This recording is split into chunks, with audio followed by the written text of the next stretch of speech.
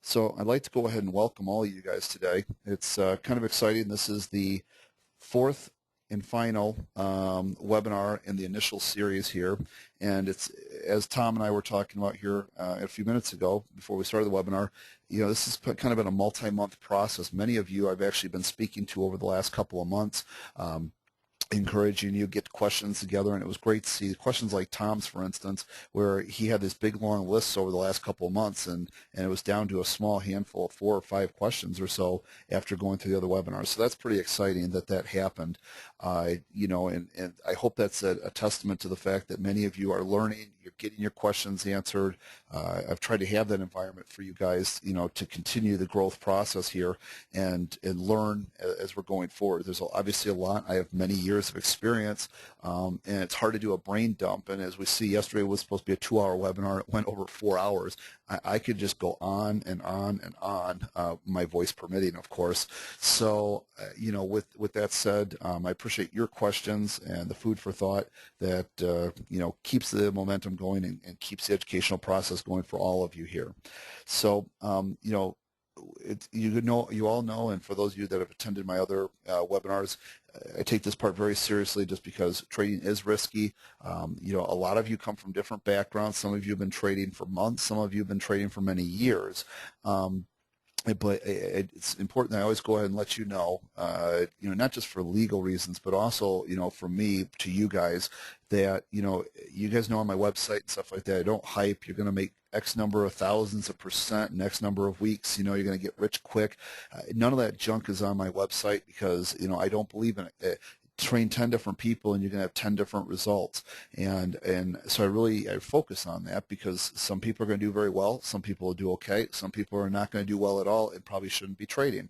And, so whether you're trading equities, futures, options, currencies, etc., any financial instruments, I absolutely encourage you to go ahead, talk to your registered financial representative and consult your own risk trading plan before you ever do anything. I don't believe in having like a guru environment.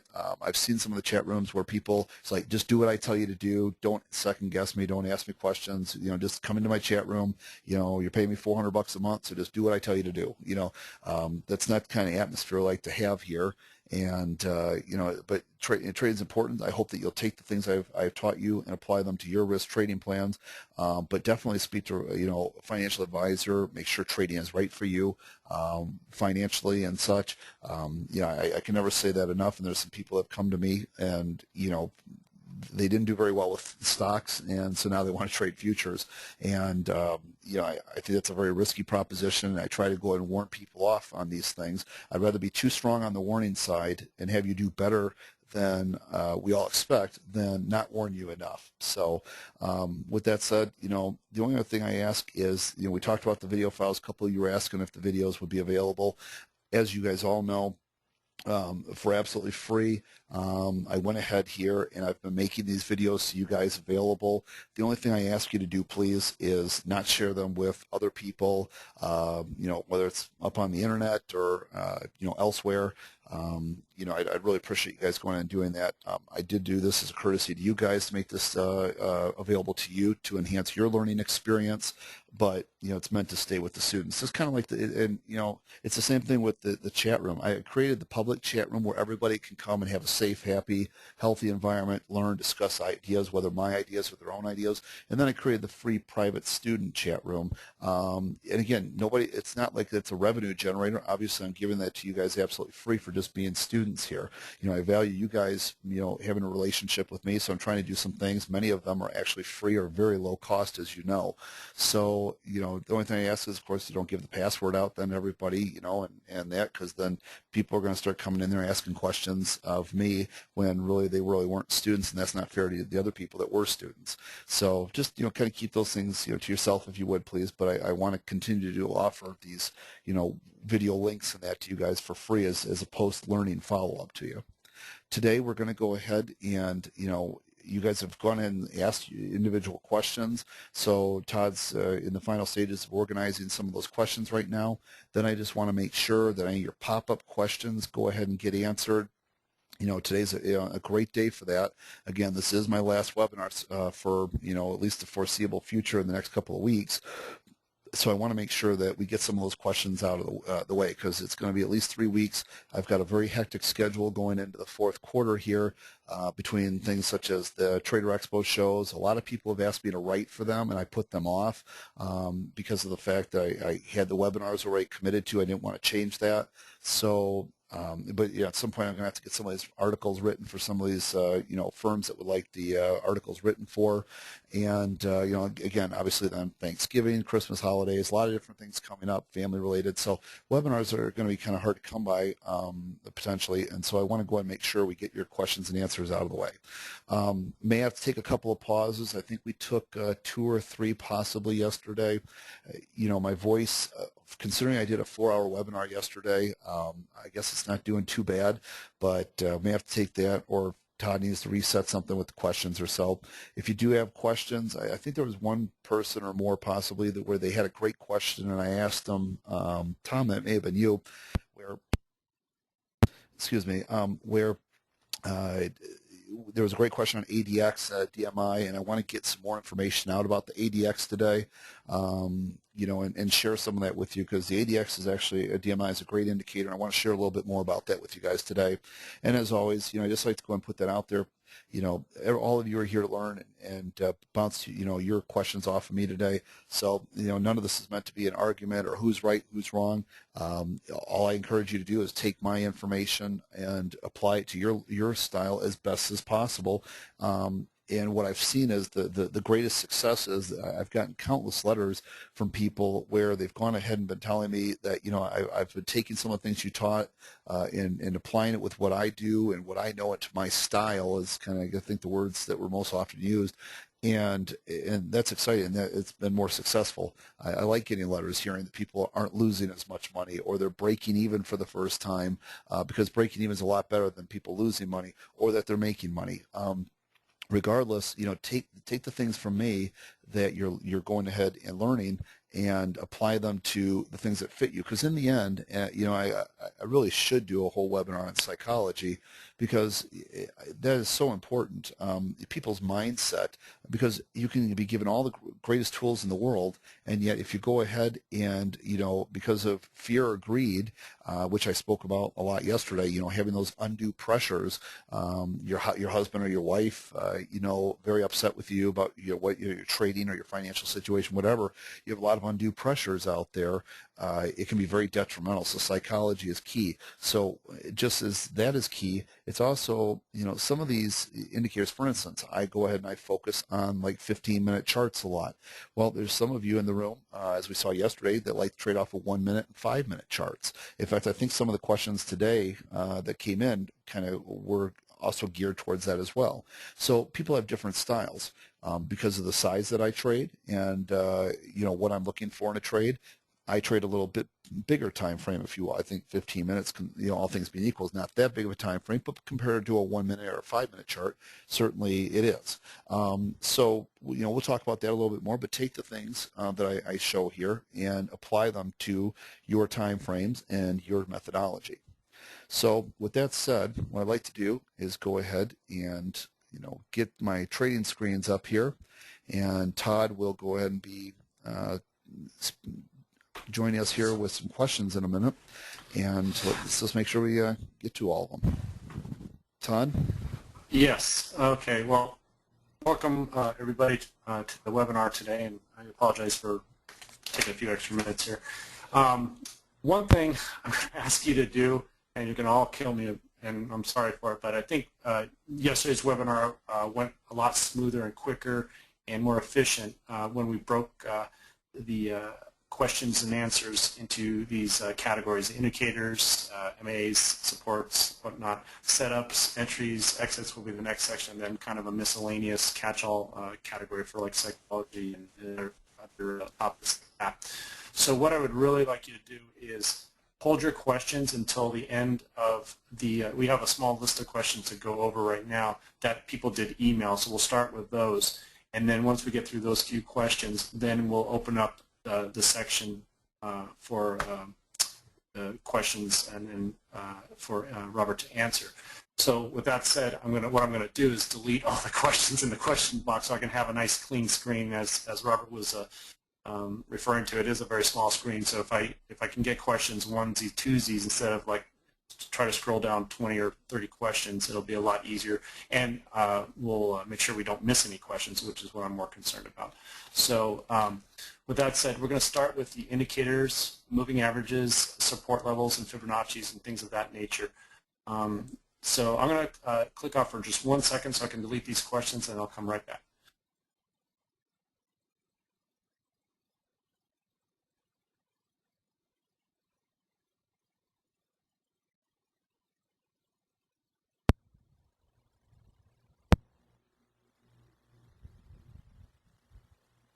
Okay, thank you. All right, so Robert, are you ready to start?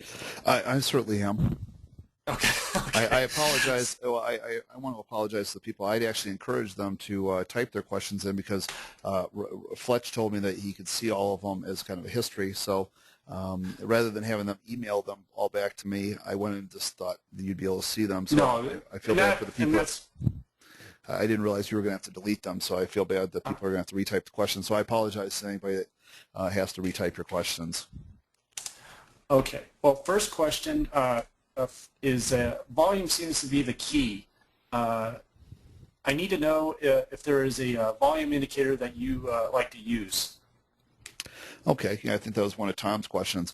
Tom, when I look at volume, I go ahead and actually the only volume chart that I actually have up, in fact, this is my primary trading screen, and the volume that I have up is volume itself. I do not go ahead and actually have any sort of other like on balance volume or any sort of other type of volume related indicator out there. What's important to me about volume is the actual trends themselves. Let me get my little highlighter up here. I look for things like this right here, the volume drying up, and then what's happening once volume, once volume spikes back in, how it's, what's happening in the market when the volume is actually coming back in. That's what I look for. So I don't use any special indicators. Volume's important to a degree, especially when it comes to the two-bar setup, where I'm looking for the 2 consecutive bars on higher volume down below, and then looking for the pullback. Now, this is the traditional setup. Obviously, any of you that have been at the setups webinar know that obviously I showed you countless variations now of that, how to trade without going ahead and actually needing that full setup. But what I like to do is in the traditional setup that I show in like YouTube and in the public free channel for people on IRC is that then the third bar, the pullback bar, I like to go ahead and have pullback on lighter volume. That's where volume is more important to me. What I like to do though is only have these, a traditional volume indicator up. Now, what I need to make sure you all understand, though, is what the difference between the red and the blue bars is. And this could be of help to you, Tom. I can't remember what charting package you're using. It's been a while. But most of the charting packages should be able to go ahead and help you with this. Let me switch to a different writer here. The reason why this bar is blue here is because the previous bar was a little bit lower volume. This bar is blue here because it's higher than this bar here. This bar is blue because it's higher than this one. But this bar is red because it's lower than this previous bar. I have my bars color-coded to go ahead and reference the previous bar, not what the traditional volume indicators do. And that's what's important for you to understand with the way I view things versus others. And this is kind of an indicator in itself. So Tom, take this away, which is to see quicker, is volume drying up or is volume expanding? I color code the current bar being higher than the previous bar as blue, and the other bar being lower than the previous bar as being red. Whereas most traditional charting packages, even like my eSignal and the TradeStation and stuff like that, I believe right out of the box, go ahead and make it so that if your bar was up, your volume bar will be blue. If your bar was down, your volume bar will be red. That's kind of how the traditional charting packages, chart the different colors and volume. But again, mine is bar over bar. That's the only volume indicator I need. Even though volume is important to me, what's important really is the trend of the volume.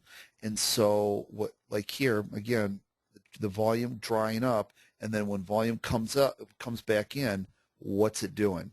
Okay, that's what's important to me, and that's how I use volume. It's a very good question, but I want to make sure everybody understands it. You don't need to go out there and get cute with a bunch of new volume indicators, because as much as I regard volume as being important, all it takes is a simple volume indicator, preferably color coded on bar over bar volume as I have it, versus bar versus price, which is traditional. As many of you know, and you learned in my indicators webinar, I have a lot of all my indicators are traditional indicators. I do not go ahead and use proprietary indicators, but I generally will take the way indicators are historically used and shake them up a little bit and use them in different facets, such as this ADX, which we talked about a little bit before, but Tom brought up a great question. I want to go ahead and explore that more today. So I think that answers the question, though, for now, Todd. Okay, great. The next question is, how do you use the VIX charts? Okay, the VIX charts. Let's go ahead and clear off my little markers here. Let's start with the concept of VIX as a whole. The first thing is that when the VIX is going up, let me actually remove this. Here's the way this should be happening. Notice how, and I'm intentionally not using a highlighter right now. Notice how when the price action in the S&P is going up, the VIX is going down, as it should be. That's what I'm looking for. There is times where they actually go the same direction, okay, but they traditionally go the opposite. So if I'm looking to go long in the S&Ps, I want this VIX trending down, okay, and I'm going to get into, actually, I want to spend some time on this, I'm just trying to start at a high level for you. There's a lot of things that I want to look at with the VIX. I want the VIX, if I'm looking at going short, okay, I want the VIX to go ahead and be rallying. Now, but then there's other things that need to be seen here. You notice how the VIX is nicely above my speed lines, the little blue and the red line here, the magenta line. That's as it should be. But in the short term, the market was above my rising 20-period moving average. Not a good place to short, okay? So what I really want is I want my VIX to be, in this case, if I want to go long, below the speed lines, okay? But I want my S&Ps though to be on a rising 20-period moving average. So same thing if I want to go short, I would look at the S&P or the VIX going up, but I'd want my ES or the S&P to be down below a falling 20-period moving average. Today, excuse me, Robert. Yes. We had a request if you could use that red orb on this chart. Okay, the reason why I didn't use the red orb is because what I was trying to show was just understand for a second here. Let me get the orb back up and show why I wasn't using it for just a moment. What happens is, you see my little crosshair? You see the little red crosshairs here? They don't move properly when the orb is up. So when I'm trying to show you an area and show you it simultaneously on both charts, it doesn't go ahead and work real well. So I was trying to use the other, but I'll point to it with the orb on both charts then, just so you understand, what I'm looking for. So what I'm talking about then is, if you're looking to go long or short, you want the let me use a different indicator for you. Use the arrow. I've got my speed lines here, okay, and so the market, the VIX is nicely above the speed lines. At the same time, though, at the same point in time, the VIX or the S&P was not below a falling 20-period moving average. So this is not a good place to trade. However, in the grand scheme of things, to answer the question, one of the biggest things I'm looking for with the VIX is that it is nicely trending above or below, depending on whether I want to go long or short the opposite market. So again, if I want to go short the S&P, I want this rising. The VIX needs to be rising. If I want to go long the S&P, I want my VIX to be falling because it's a contrary indicator, okay? And so the same thing then, as I use the rest of the chart, I want my RSI, if I want to go long, to be below 50 on the VIX, and I want my RSI, if I want to go short, to be above 50 on and this is a traditional RSI indicator, and so I want that to go ahead and be above 50 on the RSI. So down below here, it's kind of the same thing. These are channels, trading channels that I have here. And again, if I want to go long the S&P, I want us to be below these trading channels where it's broken down through below, and preferably I want the channel itself trending down. Okay, if you don't wait for the channel to actually roll over, see here it's in the process of rolling over right here.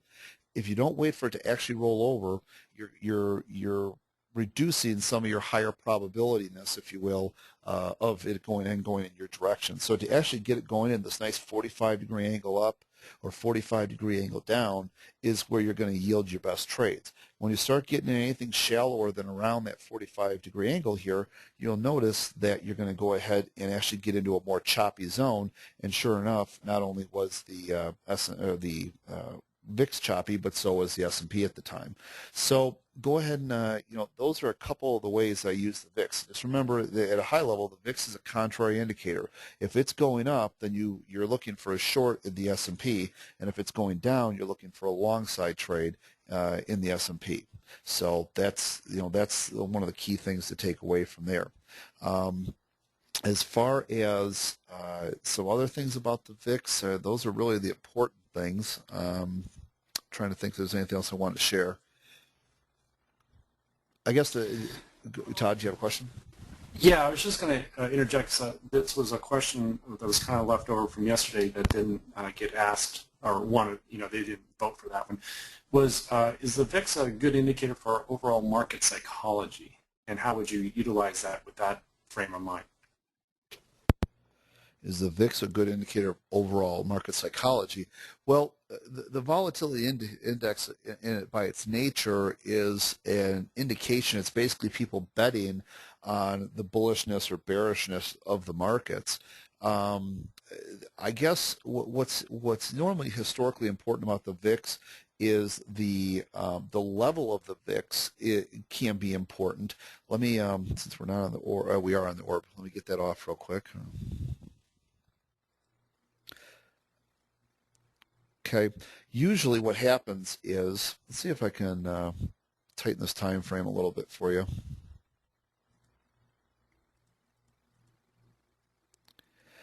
Okay, usually you'll notice the market seems to bottom out around the 1920 area, and then at the same time when it's selling off.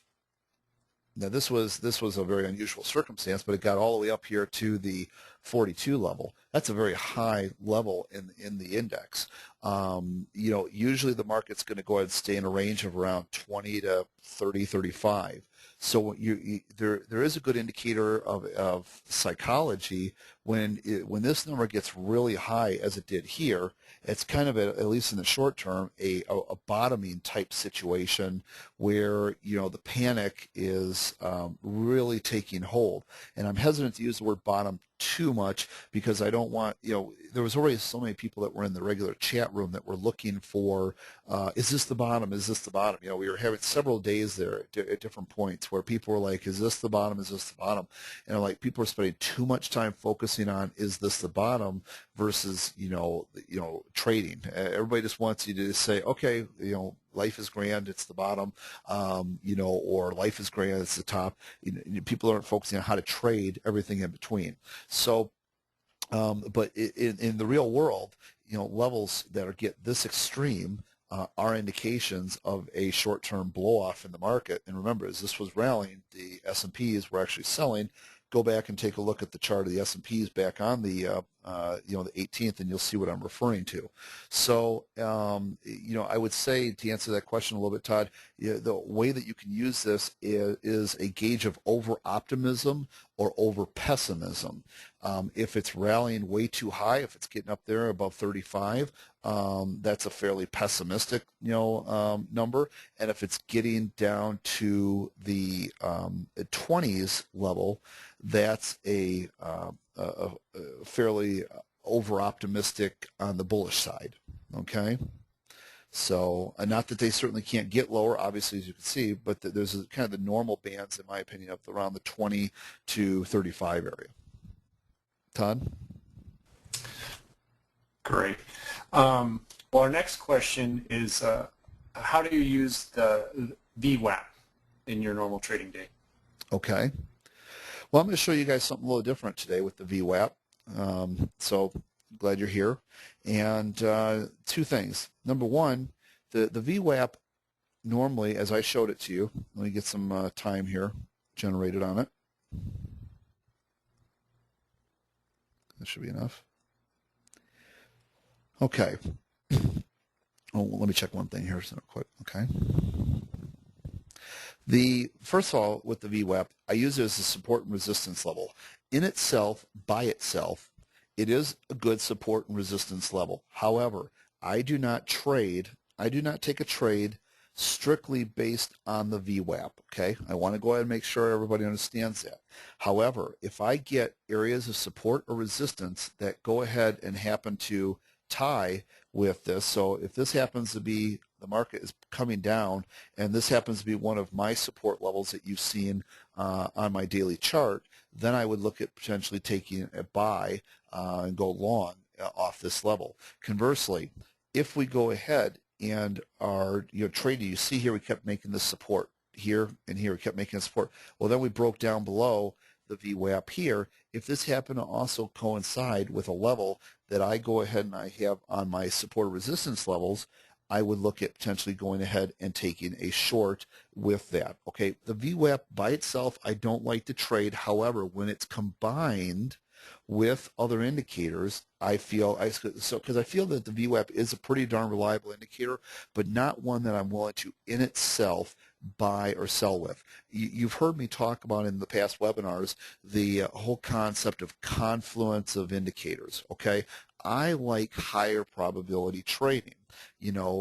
Some of you that were at my, I believe it was Setups webinar, where I was actually going through some of my trading, even on that day was a lighter day, but it went ahead. I mean, I trade a lot of size, and so I want to make sure I have as many probabilities as possible in my favor when I'm taking a trade. I don't, even though the VWAP does a very good job in itself, I still like to have it tied in with another with other indicators. That being said, I'd like to show you something different today that I really haven't shown in the other webinars. And what I'd like to do is convert this time frame. This is a 1 minute webinar, okay, or 1 minute webinar. This is a 1 minute time chart. However, I'd like to show you, you guys know I'm a very big fan of the 15-minute charts. I'd like to show you a 15-minute VWAP real quick, which does go ahead and hold a lot of water in my book. Let me go and get some more time under the belt so you guys can see it.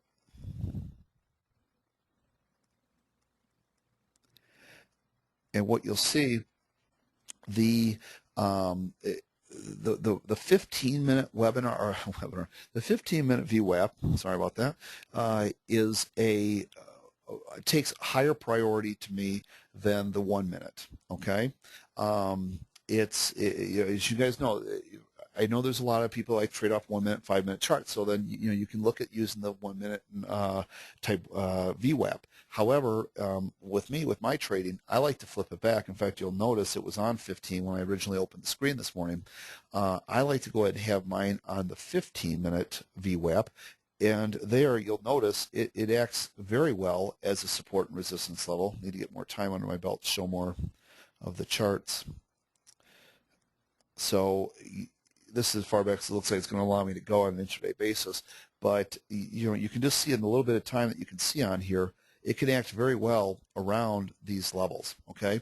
So this does take a higher priority, and on the 15-minute VWAP chart, I may take a trade strictly based off the 15, but generally, even on the 15-minute, I like to go ahead and have a confluence of other circumstances. But I want to show you guys something a little bit different today that is important to me and in my style of trading is the 15-minute VWAP is something it can be very useful, and I'd encourage you guys to go back and actually look at it.